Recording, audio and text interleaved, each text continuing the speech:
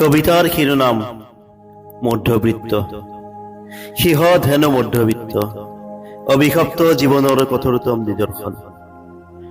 শ্বাস প্ৰশ্বাসৰ কষ্টকৰ সীমনাত জন্ম হয় একোজন মধ্যবিত্তৰ।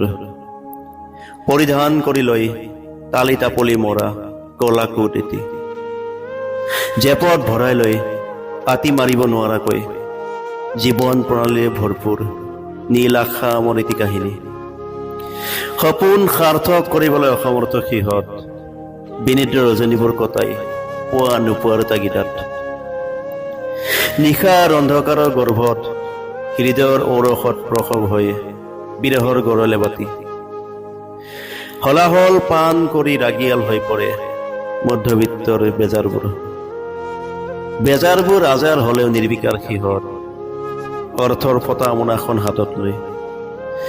গৰীবৰ প্ৰাপ্তি, সহানুভূতিৰ চৰকাৰী সাহায্য আঁচনি, আৰৱন্তৰ প্ৰাপ্তি শাসকৰ ৰাজভাৰ, মধ্যবিত্তৰ প্ৰাপ্তি হতাশা আৰু চতনি।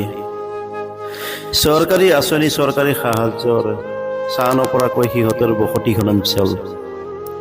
শুনিবলৈ ভাল, দৰিদ্ৰ নহয় সিহঁত, দৰিদ্ৰ সীমাৰ এটি স্তৰ ওপৰত সিহঁতৰ জীৱন নিৰ্যাপন। সকলো আছে সিহঁতৰ, একো নাই পিছে সিহঁত যে মধ্যবিত্ত। ধন্যবাদ।